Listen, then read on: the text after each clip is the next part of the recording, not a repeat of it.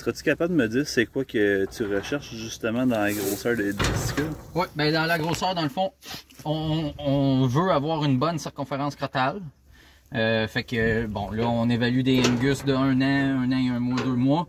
La moyenne en 1 an chez l'Angus est à peu près à 33,5 maintenant. Fait que, tu sais, on aime avoir une circonférence scrotale qui est au-dessus de 34, parce qu'on est au-dessus de la moyenne.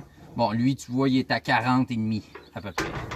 Quand on mesure la circonférence scrotale, ce qui est bien important, c'est pas d'aller mesurer comme ça, sans toucher aux testicules, puis mesurer. Parce que tu vois, si je fais ça, oh, je suis à 39.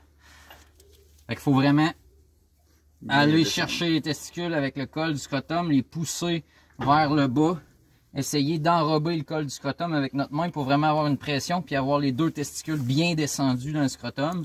Puis là, après ça, on va aller mesurer au plus large des testicules.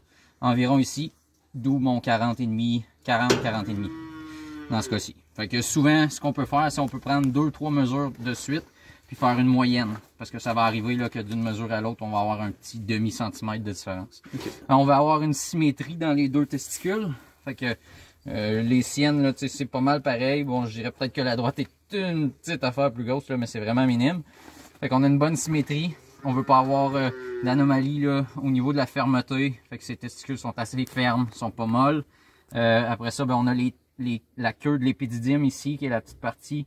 Fait que je viens juste la toucher, être sûr qu'il n'y a pas d'enflure, d'induration ou de douleur. Même des fois, il y a des taureaux qui vont réagir.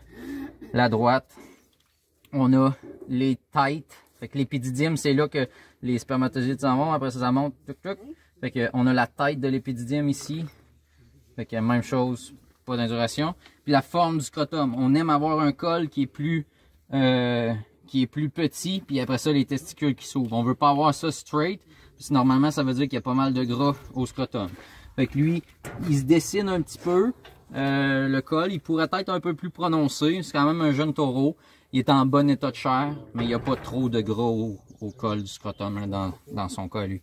Fait que très bonne forme, très bonne poche, très bonne circonférence scrotale sur ce taureau-là. On est rendu à faire notre récolte, fait que moi j'utilise souvent le mode manuel. J'ai une meilleure adaptation à l'excitation du taureau. Fait qu'on va commencer par des stimulations. C'est sûr que les premières, les 2-3 premières, des fois le taureau réagit un petit peu plus parce qu'il est pris par surprise, mais après ça, en général, il va se placer.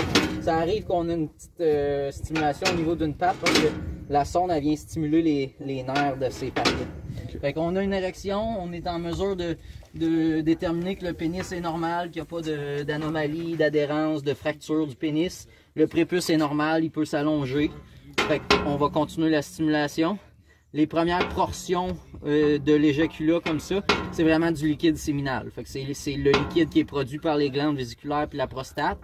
Contient très peu de spermatozoïdes. Fait que c'est pas ça qu'on veut aller récupérer pour analyser la semence. Fait qu'on va continuer la stimulation jusqu'à temps que le liquide se pacifie un peu.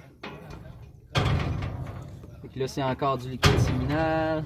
Puis ça, il peut y avoir un peu d'urine là-dedans? Il peut avoir de l'urine. Ça va arriver qu'il y a des taureaux qui vont se mettre à uriner pendant cette portion-là.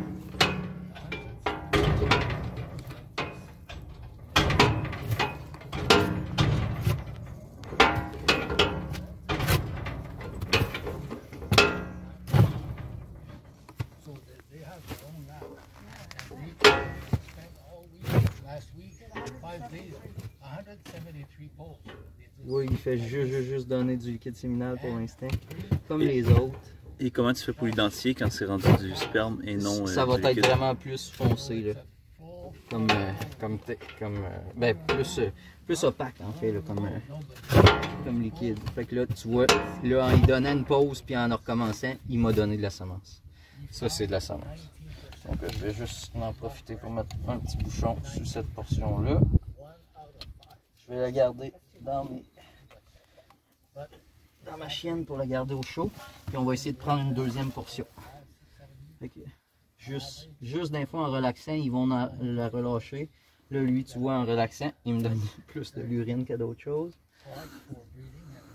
On va lui laisser une petite pause. Souvent, je vais diminuer ma stimulation.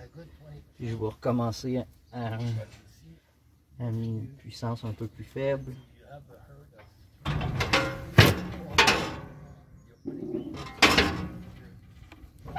Pourquoi comment recommencer avec une puissance un peu plus faible? Comment? Pourquoi recommencer avec une puissance un peu plus Juste pour faible? recréer une pré-stimulation, puis après ça, venir à un moment où notre taureau éjacule pour la peine. Fait que, tu vois, celui-là et tout, là, il nous shoot une portion d'urine qui vient teinter un petit peu l'éjaculat, mais quand même à l'opacité que ça a, ça, c'est vraiment de la semence. Fait que c'est ce que ce taureau-là nous donne. On aimerait mieux avoir un éjaculat qui est beaucoup plus blanc crème, crémeux. C'est ce qu'on souhaite avoir. Dans le fond, ça fait état d'une très grande concentration de spermatozoïdes dans l'éjaculat. Par contre, là, on n'évalue pas des taureaux adultes.